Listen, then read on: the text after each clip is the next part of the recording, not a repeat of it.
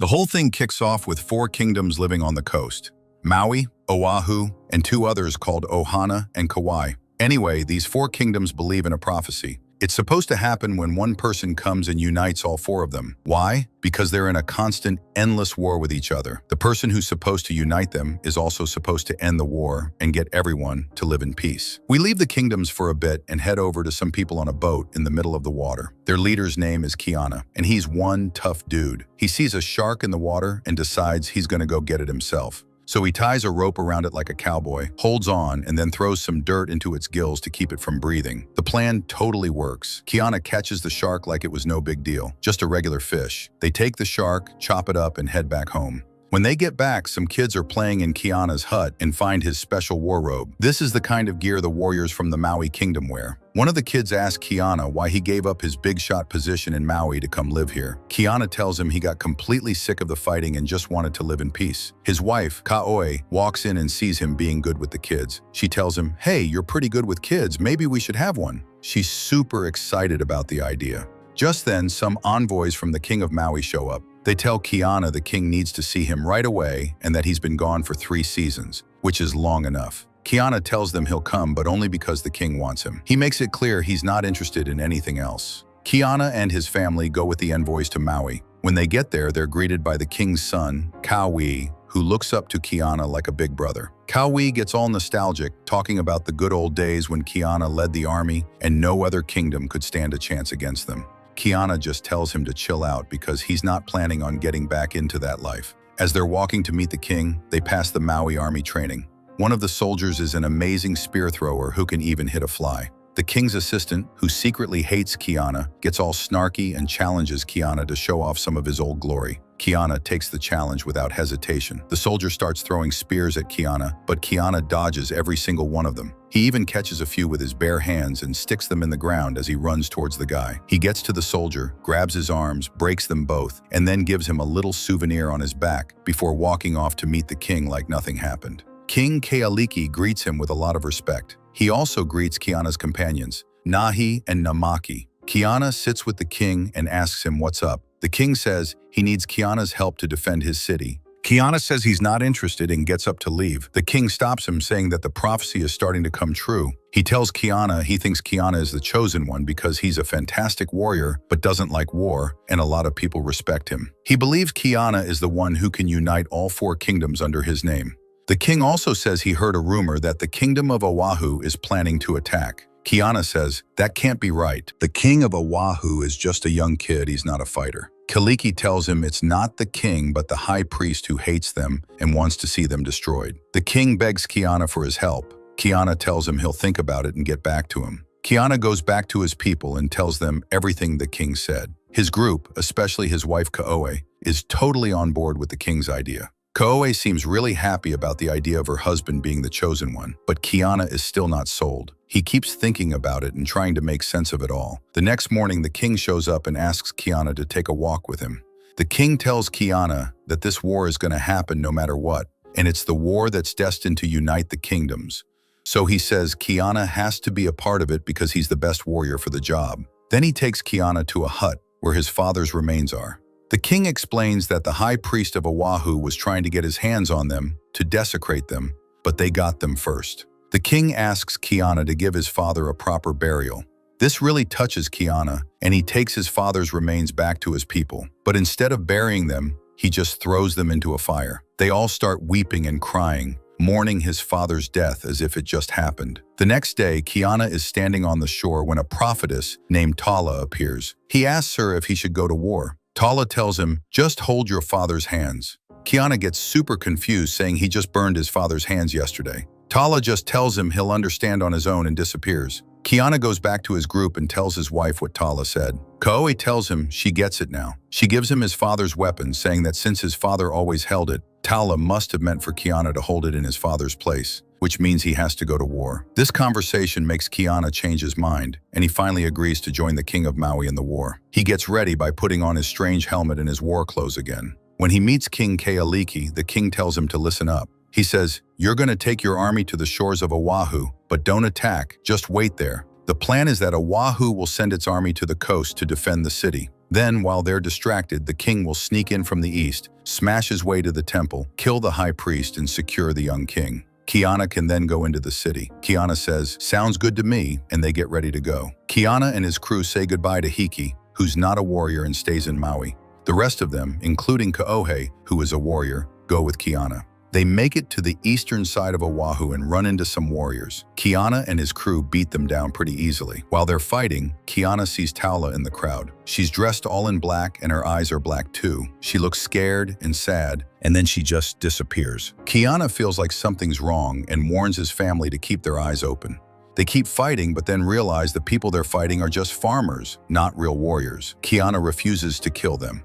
At that very moment, he hears the horn of Maui's army signaling an attack on the city. The king lied and attacked the city directly. The king starts killing everyone in his path, no matter who they are. His son Kaui is watching and is completely shocked. It's clear he had no idea what his father was really going to do. The king then goes into the city's temple, kills everyone inside, and burns it down. By the time Kiana gets there, Kealiki is done with the massacre. Kiana is furious when he sees all the dead bodies, and he gets even angrier when he sees the king kill the young king of Oahu in cold blood. Kiana confronts the king, saying he broke their deal. Kealiki tells him, "Listen, I'm making this prophecy happen myself. I'm going to take over all the kingdoms and unite them under my name, and then we'll have peace." Kiana is disgusted, so he just leaves the king. Kaui runs after him, trying to explain that he didn't know about his father's plan. Kiana tells him it doesn't matter if he knew or not. Their hands are now stained with blood, and so are his, because he helped. He leaves Kaui too. Kaui tells his father's assistant to follow Kiana and report back if he sees him do anything wrong, but not to take any action. Back in Maui, in a secret cave, there's a girl named Kahamano. Her mother is the king's sister, but King Kealiki doesn't know about Kahamano at all. Kahamano is the daughter of the late chief of the Ohio Kingdom. The man who raised her tells her that her uncle, King Kealiki, attacked Oahu and she's now in danger. He says he's going to marry her off to the chief of Oahu, Maui's friendly enemy. Kahamano doesn't like this at all, since she's never even met the guy. She gets really sad and goes to be alone. Back in Oahu, Kaui confronts his father again, telling him what he did was wrong, and they had no right to kill people who were innocent. He says his father has started a lot of trouble, and now the other kingdoms are going to turn on them. The king just tells him not to worry and that he's sticking to the plan. He then tells his son to send 2 men to bring Kiana to him because he wants to talk. The 2 guys go and find Kiana, but Kiana kills them both. The king gets pissed when he sees his men's bodies. He tells Kaui, "I want Kiana alive. There's something in his bones I have to grind and do a ritual with." Meanwhile, it turns out that Kiana and his group had already taken a boat to escape back to Maui. But the king's cunning assistant, his brother, knew Kiana would do this and had boats ready to chase them. Kiana and his crew are rowing fast to get back to Maui. They hear a bell ringing, but they have no idea what it is, so they just ignore it. But she doesn't answer. Kiana tells his group to go look for her while he distracts the king's men, who have just arrived. Kiana sees one of the king's men and kills him in a flash, but the guy yells out, alerting the rest of the soldiers. Kiana runs, but then just disappears. The king's men split up to try and ambush Kiana. At the same time, some merchant boats show up on the shore of Maui. The bell Kiana heard was from their big ship. The merchants just want to get some fruit because they're starving. Their leader tells them to grab their guns, but warns them not to get into any trouble, like Captain Jack did. They just need to get fruit and leave. Meanwhile, Kahimano's mother goes to her in her cave and gives her some oil to clean her hair and get her ready for her new husband. Kahimano is really upset and goes to the beach to be alone. Taula, the prophetess, appears, and Kahimano tells her she doesn't want to get married like this. Taula tells her there's one path to happiness, but she can't walk it alone. Someone will come to help her. Taula suddenly looks terrified, and Kahimano asks her what's wrong.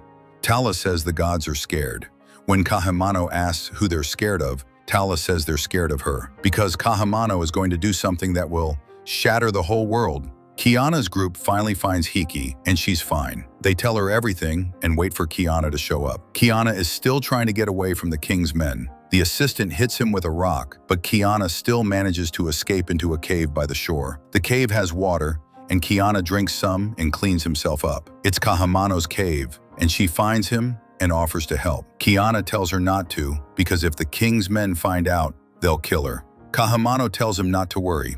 She's been running from the king's men her whole life, She gives him some first aid and asks why they're after him. Kiana tells her the whole story, including that he's there to get his family and escape. He sees an old gun and asks what the strange device is. Kahimano explains it's a weapon from a guy named Captain Jack, who attacked Oahu a long time ago. She says that even though Jack's men had powerful weapons, the Oahu people won because they had more numbers. Numbers win over courage, my brother Kiana. Kahimano offers to take him and his group to Oahu on her boat, and Kiana agrees. In the forest, the merchants are picking fruit.